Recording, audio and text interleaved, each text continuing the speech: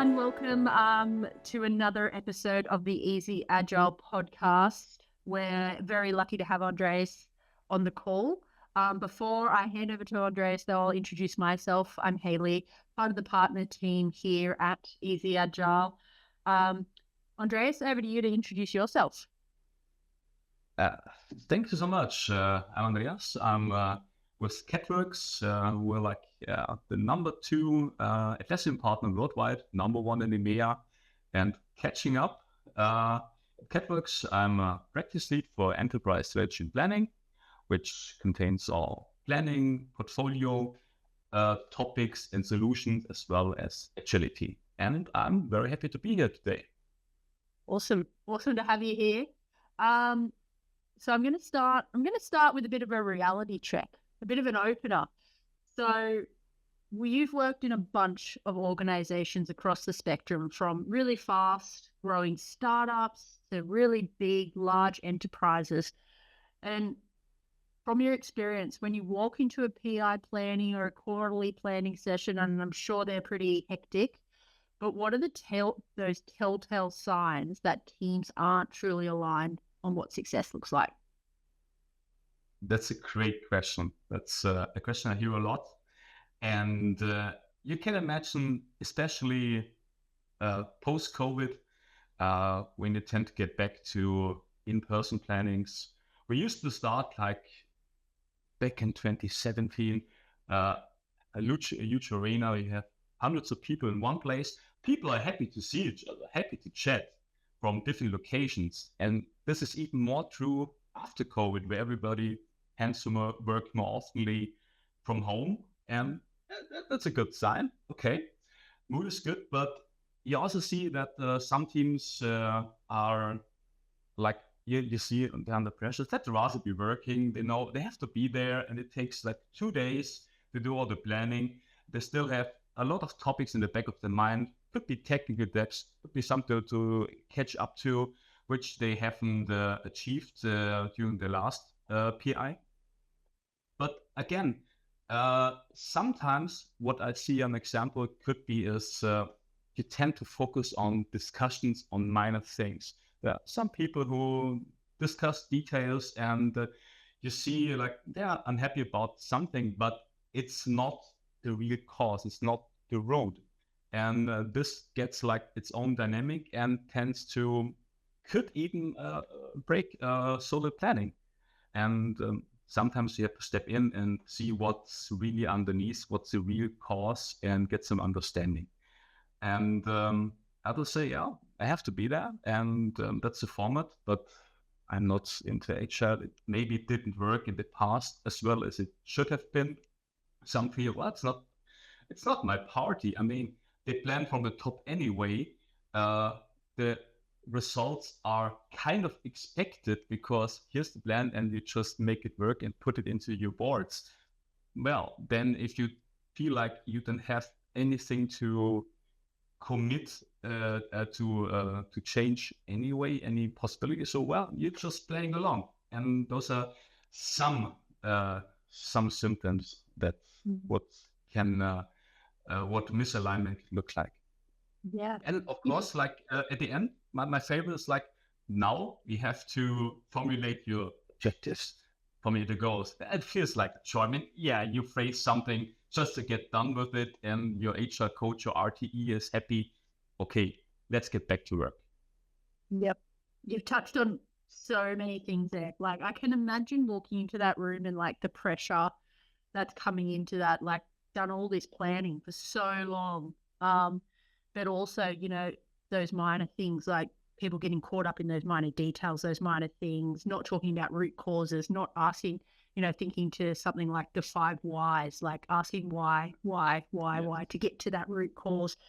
And then you also touched on like getting that buy-in. You know, you've got the message coming from the top, but buy-in across the organization. So there's so many things around what misalignment looks like. But when people are really nailing it, when alignment is really there, what does that room feel like then? Have you been in a room like that? Yes, yeah, I luckily have been, uh, and it's actually more often than not. I mean, in the most parts, if companies commit to some kind of really grassroots planning a project, investing the time, and it takes time to do that, and also make sure that the teams aren't overburdened in the first place, like with, oh, everything's prior zero, like high level priority. Then you create a good place to start in the planning, and then it can go very, very well. You see it. I mean, you see it, of course, in people's faces and how they talk to each other, how their mood is. That's a really, really good sign. If people tend to be either like resignated or even afraid, like don't talk at all, that's usually a bad sign. The opposite is like, yeah, same like if you're working in a team. Like imagine you're a scrum master in a team, and the best teams are not only the ones with the most high caliber persons, like for certain function, but the teams who talk to each other, who are friendly with each other, who are have a good vibe, support each other, because that can make a lot of difficult tasks happen. And also, like you wouldn't expect some results. Maybe some, I don't know, someone in the team knows somebody from another tribe or HUD's train, other department, can get some answers, get the communication going. Communication is key. And that's one sign of really, really well functioning teams. Awesome. Yeah. I mean, we would know it in our day-to-day work, right? Like if your teams aren't communicating, if they're too overburdened, as you said, it's not a good place to start. But if you can really get that starting point right, if you can get that communication right, so many things will flow after that. So absolutely. Maybe if you think if you look back to the planning, in the end, did you plan the right thing? It only tells at the end of the quarter if you had your capacity right. And again, looking back, how is it handled if goals aren't met? How do corporations or especially stakeholders act? Are they looking for solutions? Do they dare to ask questions? Probably look for answers or look for a scapegoat in the worst cases. That can also happen. And if you are allowed to be, let's call it open and honest, you're also better at judging capacity. And what makes every stakeholder happy is predictability. You want to be sure that your plan works in the end. What you planned works out, and that what makes everybody happy in the end and creates a better environment for the next PI. It's like an indefinite loop, which can get better or can get worse. Yeah. Okay. Good point. Let's move on to the next one, because I think you and I could probably even just talk about that topic for hours. I can already feel it. I'm like, oh my God, there's so much here resonating. But let's go to the next one. So let's talk about the two ends of the spectrum. Again, you've got a heap of experience, so I'm just loving hearing about all of this experience. So, small companies will often say we're agile, we can pivot quickly, we don't need formal goal setting. And then enterprises, they're doing it at the other level, right? Like they're going all out on OKRs, they have cascading objectives, and they're saying that they're aligned because they've got those things in place. Yet both the large and the small struggle with the same core problem. What's really going on? And I reckon you may have touched on a little bit before, but maybe take us through what you reckon. Absolutely, you're right. We can talk like for hours, but we don't want to don't want to trip off. I've been like in Agile project since 2014, like 11 years now, and of course I've seen a lot of companies pre-COVID, post-COVID, different sizes, and maybe if you start like from really small ones, like from the startup companies. That's absolutely the case. And what you mentioned, which is really astonishing, some very small startup companies tend to become overly complex which is amazing. Some want solutions that are way too overblown. Basically, they need a sailing boat that they think about ordering an aircraft carrier. If it works out in the end, it's a different question. Maybe in that case, it's part of that startup CEO culture where so many people are CEO at LinkedIn and they think we're corporate and we have to be like that. I mean, they mostly get to the senses in the end. But what I want to say, some small companies tend to be overly complex, overblown when it comes to technology, tooling, and organization. And the other end, large corporations sometimes seem to try their best to become truly agile, live the values everywhere. Still, it's a challenge, and in most cases, there's some kind of hybrid planning going on at the end. There's still a roadmap, which is good, but at some level, some people still stick to like classical approach, have some waterfall going on in the back. And I personally never seen, for example, like in SAFe, truly full SAFe organization where it's done at every level. And well, there's a good balance. It should be healthy, but it all comes down to the execution. I feel like mid-sized companies are often the healthiest when it comes to that. Like there's a balance of method and tooling, but still you do need a solid understanding of goal setting and tracking. And this includes, of course, like pivoting when the goals weren't right, learning from how you did things in the past. But the gap between, for example, the management and the teams isn't that huge, and it's easier to bridge. Yep. Okay. Well, I feel like you've touched on, again, so many like really core or fundamental things, around getting the method and the tooling right, but that cultural aspect as well, I think keeps coming back, like that communication, everyone getting aligned. And I love the insight around mid-sized organizations will often strike that balance well. So, when we're thinking about, say, the enterprise risk, which could be death by KPI or OKR, do you agree? And if yes, like in the death by KPI scenario, can you paint a picture of what it looks like and how it actually makes teams less focused to be really stringent and set on those KPIs? Absolutely. There's a thing like death by KPI that fits. I mean, KPI is important to get a clear picture. You only need metrics, and there's a cost merit to it. But as always, it's about choosing the right KPIs, the right metrics. And sometimes, like my favorite is comparing story points across teams or arts. I mean, well, maybe it's getting less now, but for example, you measure the velocity, and I have to repeat again, it's only individual to one team. You shouldn't compare it to another team or across tribes or arts. That doesn't work out, because if you start it, you're creating the wrong incentives. You say, well, what will happen? Well, okay, like my stakeholders want higher amounts of story points. Well, let's estimate the story bigger.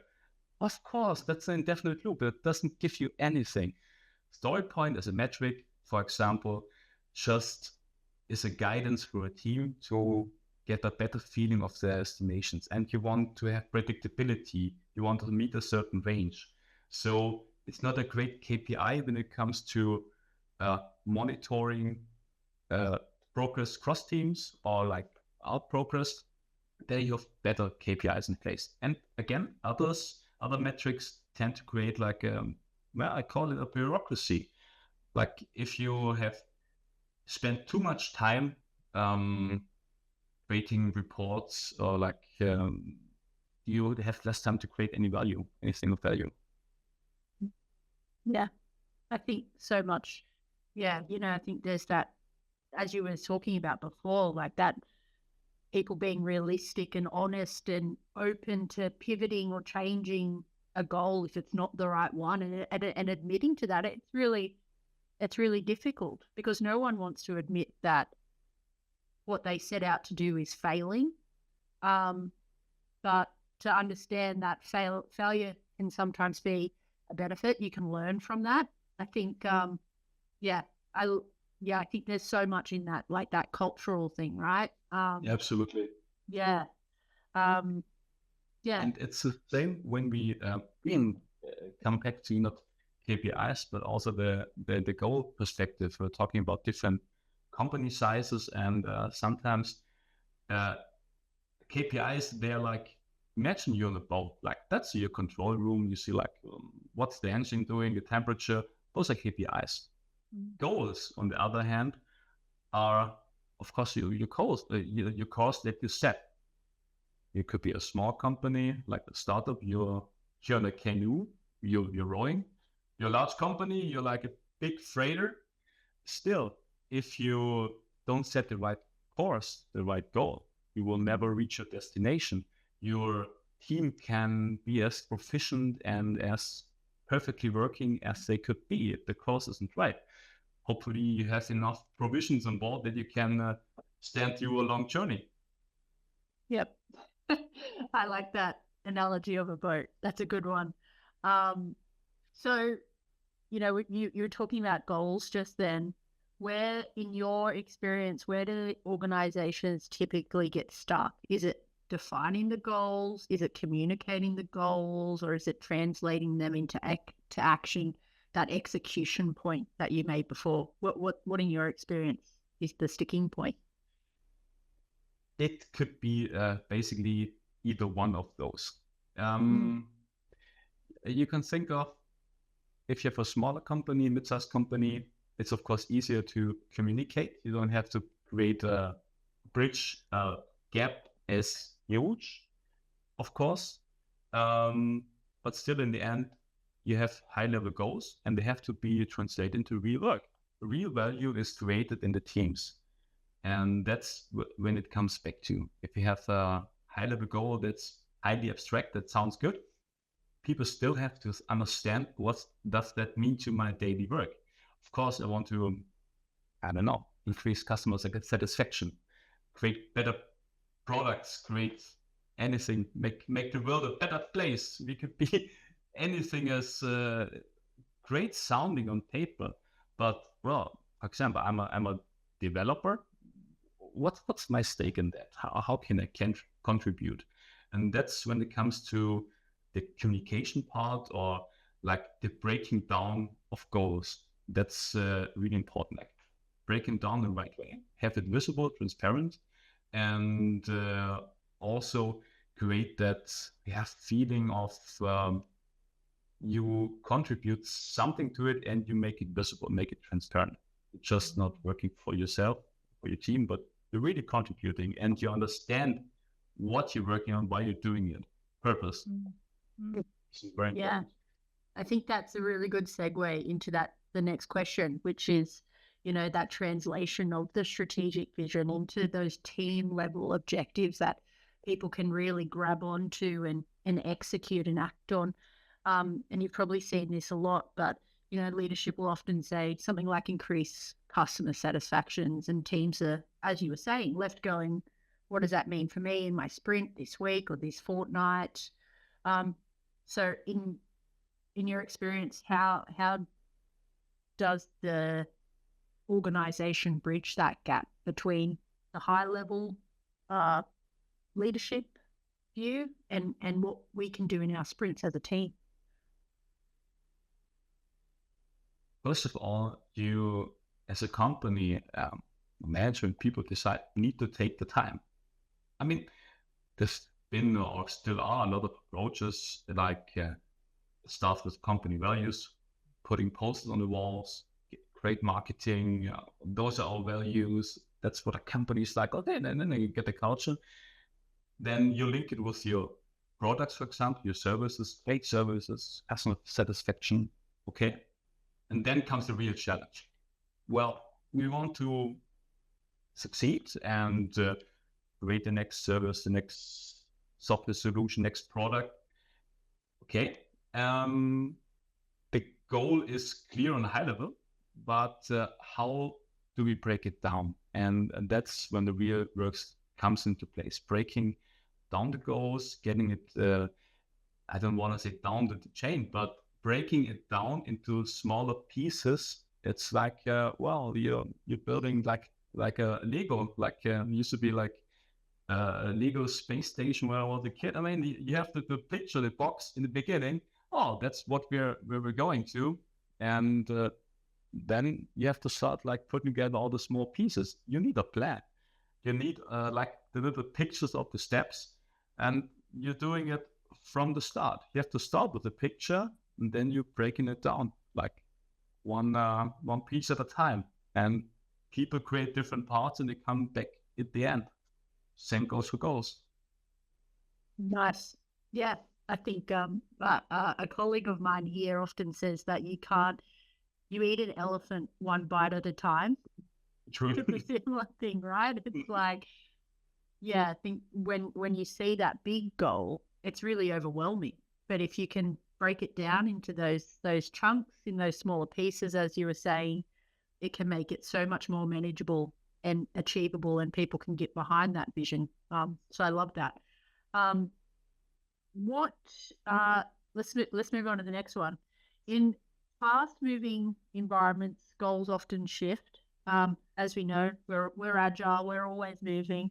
How do you help teams stay connected to a moving target without either ignoring changes or constantly thrashing around? How do you make that balance? Maybe I can. Maybe those are too many figures of speech. What they call it, metaphors.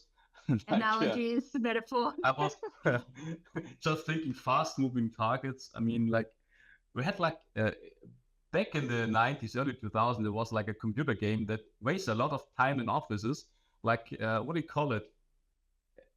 More Is it like that bouncy ball one?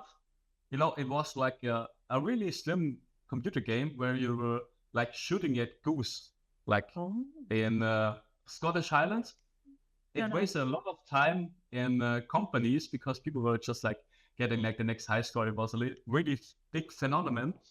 And if you think of moving targets, it's a bit like that. Imagine you're doing your work like you're a hunter. If you're a developer or a hunter, doesn't matter. But you approach, you take aim, but you have bells and whistles at your code, and the geese keep flying up. You don't miss the target. The same if you have moving goals, moving targets. It's harder to aim and to approach them right. And what you should avoid as a company or somebody who's in charge is constant interference. For example, one classic example is stick to your goals, your objectives that they have agreed upon during the PI planning. Don't change them midterm, like during a PI. That's one example. That doesn't mean you can learn from your mistakes or like, I don't know, wrong goals, for example. You can adjust them, but you have to adjust them in the right place and time, which is the planning. Still, of course, if something security related, for example, you have to act upon, has to be agreed upon, but still you have to communicate it and create understanding. Yep. I like that. Yeah, it's a tough balance, right? To be agile, to adapt to your environment, but to also allow the teams to have that stability that they need to not feel like they're thrashing around or trying to hit a moving target. It's a fine balance. And I'm sure that, we don't always get it right, but I think there was some good lessons or some good advice there from you. Thanks. So even when goals are really well defined and keeping them visible and actionable throughout a PI is tough though. What practices or tools have you found most effective for maintaining connection between daily work and that high level strategic objectives? Good question. I feel like having the goals present at all time helps a lot. If you just meet for the planning, have your goals set and never look back during the PI, or doesn't do you any good. That could be like a piece of paper on the wall, like we had back in the days, and still could very well be if you're working in office.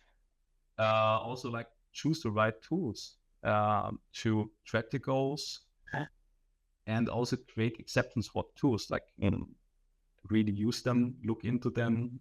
Could be like an OKR tool to look into, or some other solution, or even like PI object. Are we still on track? And what really helps, if it's not static, but if it shows the progress and especially shows the link of what you're contributing to, like what you achieved in your last sprint, how does it pay into the objectives or the goals? Like just a little progress bar that is moving ahead, and that's always a good feeling. Everybody loves like a green bar moving ahead, or like checklist. Yes, love it. And it helps to keep the vision and the goals present. Yeah. When I was a teenager and we were in our final year of high school here in Australia, I wanted a score on my final exams. And I had a big poster in front of my desk that I sat at for hours every day studying, right? And that was, I think looking back, like I didn't know what I was doing. I just wanted to visualize my goal, and I didn't know any of the psychology that sat behind it. But like, happy to report that I got that mark. I got above that mark. But I think it was, as you were saying, like that constant reminder, that piece of paper that worked for me. And I'm, of course, where in organizations we're looking for something a little bit more complex sometimes.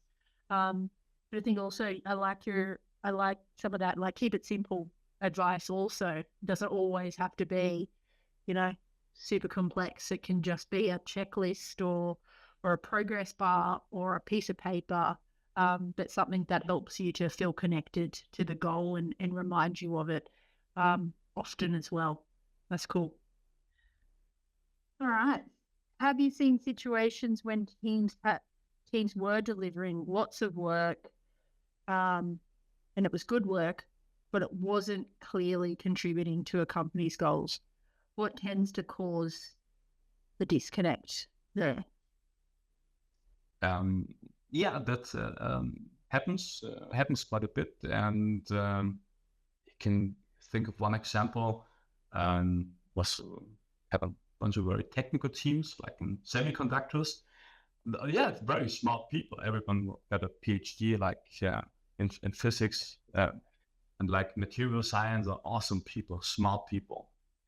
And those smart people tend to love their job. They're awesome, but they're also perfectionists, and they can still improve it, want to make it even better. If you like in the business of producing the machines that are used to produce semiconductors, it's a complex task with a complex supply chain or value chain even in the end. And if you think of like you're at the beginning, somewhere you're creating the lithography machines to create the wafers that are used by other companies, and in the end you have a customer that plans the release, for example, of a new phone. Your customer waits, the end customer waits, and your cost you have to deliver in time, and that sometimes can create a challenge because teams still want to improve, make it even better, but that's when economics come into place, like you view the big picture, and you still have to communicate it. I mean, you shouldn't encourage such a great team, but still get the bigger perspective back to the teams as well. And then you create acceptance instead of, hey, well, stop what you're doing. It's good enough. You don't want that. And basically, it all comes back to transparency and communication. And on the other spectrum, what you sometimes have is like just too much workload on teams. Time for planning gets cut short. And if you don't take enough time to plan, well, no wonder if the results don't work out. It's just like a lot of busy work, a lot of things getting done, but not necessarily the right things at the right time. So, Yes. some examples. There are a lot more. Yeah, I bet. I think I love that. It's really kind of if you don't do that planning at the start, you're kind of setting yourself up for some misalignments. And if you're not communicating that plan regularly, then again, you're setting yourself up for that busy work and people getting distracted and yes. Yeah, it's just so common. So yeah, I really resonate with so much that you just said. But that planning part is so fundamental, getting that right. All right, we're on the home stretch now. If you could give one piece of advice to an engineering or a product leader who's been frustrated because their team seem to be going through the motions of PI planning or quarterly planning without real buy-in, what would it be? What would that one piece of advice be? I can resonate with that so well. And many kind of those. I mean, I'd say like most of it, take the time to find out what's really going on.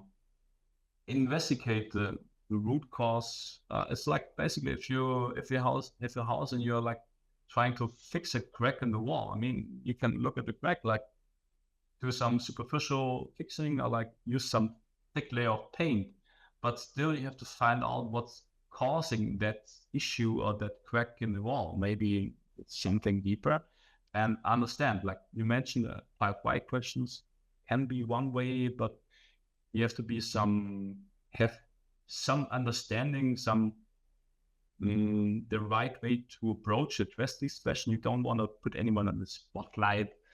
That's just like find an escape, but that doesn't help anybody. I mean, it didn't help like in the past, like a sacrificial lamb where it comes from. I mean, well, what did the goat do? Does it help anybody? No.